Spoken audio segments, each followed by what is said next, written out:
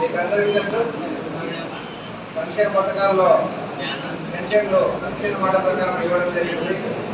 అదేవిధంగా బకాయిలు కూడా 3 పెన్షన్స్ 7,000 ఇవ్వడం జరిగింది. వికలాంగులకు 6,000 ఇవ్వడం జరిగింది.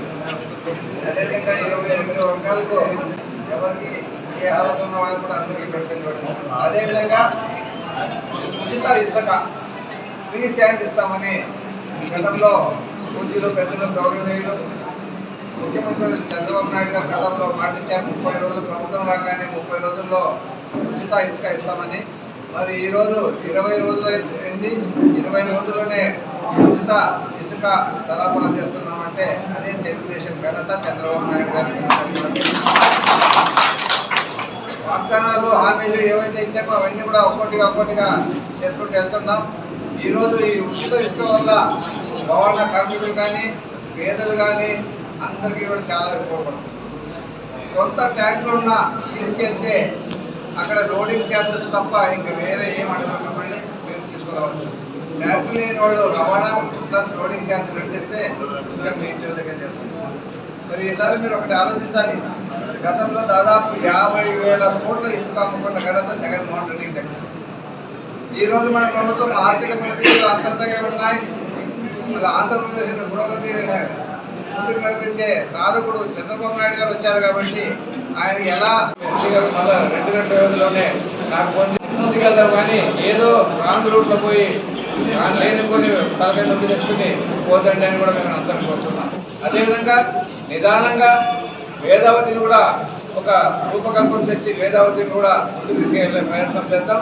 మరి దీనికి అందరికీ కార్యకర్తలు, నాయకులు, సహకారం ఉండాలని కూడా కోరుతున్నాం. వాళ్ళ నుంచి గతంలో నీళ్ళిచ్చిన దేవరపల్లి మండలానికి అక్కడ 20,000 ఎకరాలకి పనులు జరిగినాయి. గత ప్రభుత్వం ఉన్నప్పుడు 5 ఏళ్ళలో మళ్ళా 16,000 ఎకరాలకు నీళ్ళు ఇవ్వాల్సి ఉండగా ఇవ్వలేదు. అది కూడా ముందుకు తీసుకెళ్తాం. ఇవన్నీ అభివృద్ధి పనులు చేసుకోవడానికి ముందుకు తీసుకెళ్తాం తప్ప ఏ అవినీతి కానీ అక్రమాలు కానీ చేయడానికి తావలేదని తెలియజేస్తూ సెలవు తీసుకుంటాం. జై చంద్రబాబు నాయుడు. సోర్స్ వచ్చేసి మనకి ఎలక్షన్లో రావడానికి పాటించినా కూడా ఒప్పుకోవడానికి సోర్స్ లేదు. అంటే మనకి మా ప్రభుత్వం ఆమె ఆ స్థలంకి లేకుండా స్థలానికి చూడడానికి నీళ్ళు లేదు. ఇంత బాగా వస్తున్నాయి. పడుతున్నారు. ఇంత కూడా చెరువులో ఒకటి చెరువులో ఒకటి అరకేంద్రంలో ఒకటి మనం చూడడానికి కట్టించారు కదా. గతంలో 14 నుంచి 19 వరకు మేము వన్ డే డే ఇచ్చాం. లేదు మా బాబా డే ఇచ్చాం.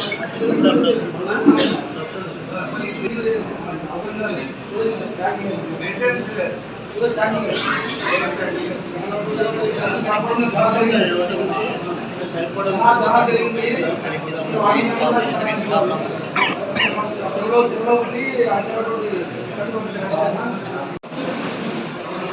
ఇక్కడ ఆలు హెడ్క్వార్టర్స్ ఉండి కూడా మనం తాగునీళ్ళు అందించలేకపోతున్నామంటే అది ఎంతవరకు అనేది ఒకటి ఆలోచించాల్సిన అవసరం.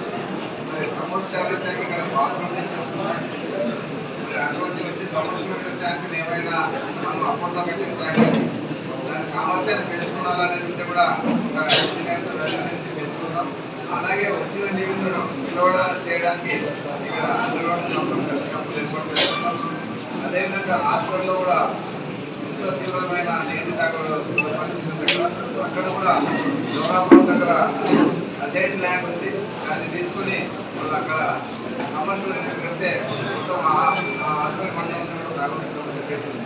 ఇలాంటివన్నీ ముందుకు తీసుకెళ్దాం. మన ముఖ్యమంత్రుల దృష్టికి మరి యువ నాయకులు, ఐటీ శాఖ, విద్యాశాఖ మంత్రులైన నాలుగు ప్రదేశాల దృష్టికి తీసుకెళ్ళి మీకు అందరూ తెలుసు రాష్ట్ర టైం కానీ అన్నీ కూడా